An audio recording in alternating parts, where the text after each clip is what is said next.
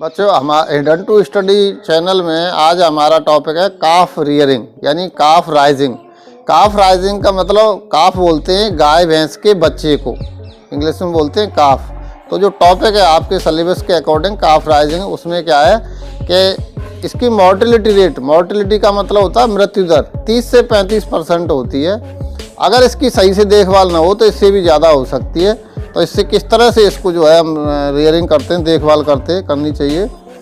Calving ब्याने के 15-20 दिन पूर्व पशुओं, जो प्रेग्नेंट जो गाय भैंस हैं, उसको स्वस्थ पशुओं से और दूसरे पशुओं से अलग कर देना चाहिए, क्योंकि उससे जो है उनमें आपस में लड़ने से एक्सीडेंट का डर रहता है, उसका एबॉर्शन हो सकता है।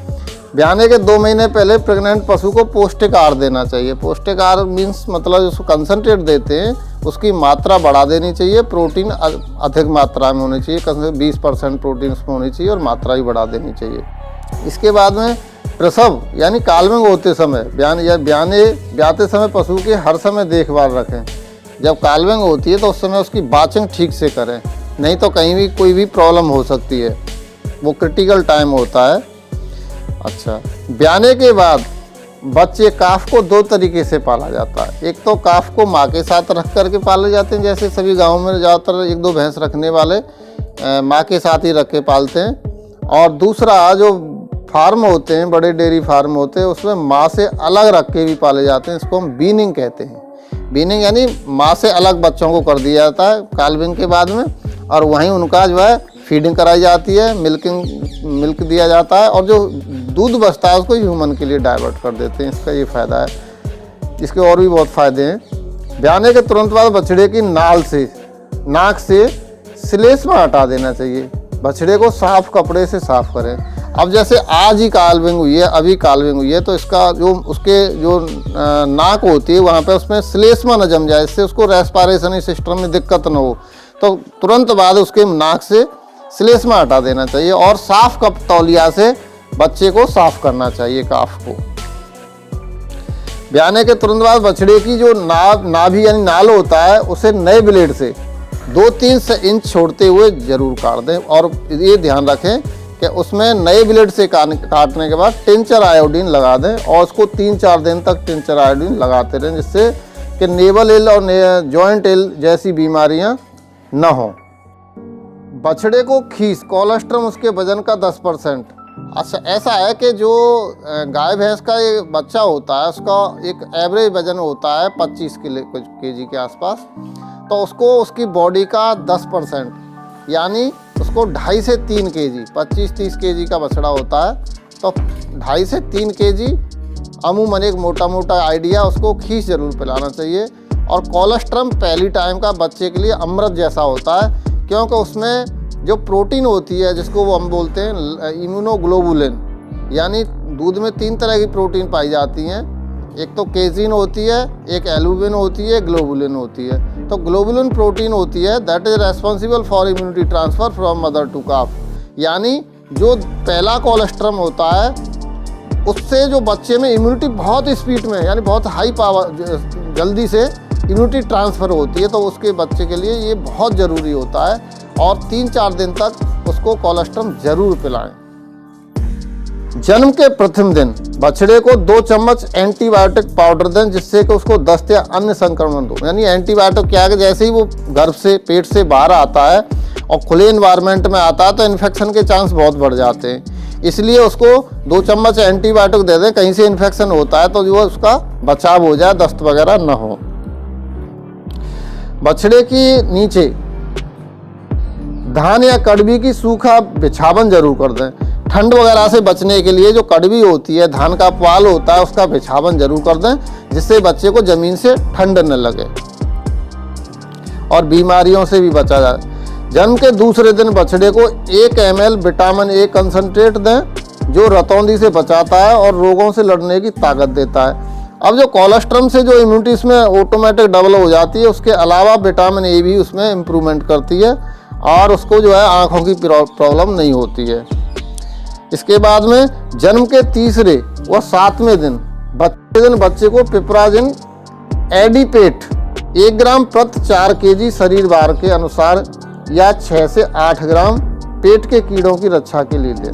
यानी 4 kg बॉडी वेट पर 1 ग्राम पिपराजिन एडिपेट दवा उसको जरूर पिलाएं, क्योंकि जैसे इनमें अक्सर करके देखा गया है जो इंटरनल पैरासाइट होते हैं फीताकृमि वगैरह उनमें डेवलप हो जाते हैं। इससे पिपराजिन से क्या है वो बाहर निकल जाएंगे और बच्चे की मोर्टेलिटी का ये बहुत बड़ा रेशियो यहाँ से बढ़ता है।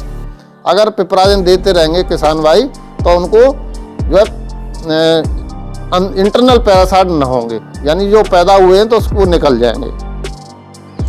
जन्म के 8वें दिन सलमेट की 30 ml और 9वें दिन 15 ml व 10वें दिन 15 ml दें। सलमेट एक दवा है जो कि उन्हें कॉक्सीडियोसिस से बचाता है। कॉक्सीडियोसिस एक बीमारी होती है, तो सलमेट जो दवा है उसको जन्म के 8वें दिन 30 ml दें, 9वें दिन 15 ml दें और 10वें दिन फिर अगेन 15 ml दें। इससे इसको कॉक्सीडियोसिस बीमारी से बचाया जा सकता है। देखिए हेल्थ मैनेजमेंट प्रैक्टिसेस का जो चार्ट है आपको इस वीडियो में मिल जाएगा, और आगे हम बात करते हैं इसका फीडिंग कैसे की जाए। तो फीडिंग काफ के जन्म के 6 दिन से 1 महीने तक उसके वजन का, उसके बॉडी वेट का, यानी किसके काफ का 1/10 यानी 2.5 से 3 kg दूध उसको पर डे दें। 1 महीने तक कंटिन्यूस दें और 10 दिन से पहले बछड़े को थोड़ी मात्रा में चोकर देना शुरू कर दें, जिससे उसका डाइजेशन सिस्टम काम करने लग जाए और ठीक काम करे। 15 से 20 दिन बाद हरा व सूखा चारा देना शुरू कर दें, जिससे इसका रूमेन सिस्टम है, जो रूमेन रेटिकुलम ओमेजम एवोमेजम जो होता है, यानी इसको कंपाउंड एनिमल बोलते हैं, उसका वो एक्टिव हो जाए चारे से, जिससे उसका सेलुलोज पाचन करने की क्षमता पैदा हो जाए और बैक्टीरिया वगैरह जो एक्टिव हो जाए।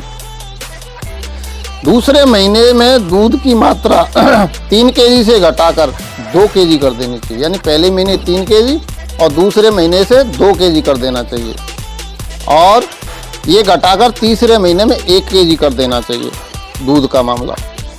अब देखिए 1 महीने बाद दाना बढ़ाकर 100 से 150 ग्राम पर डे और पर काफ कर दें।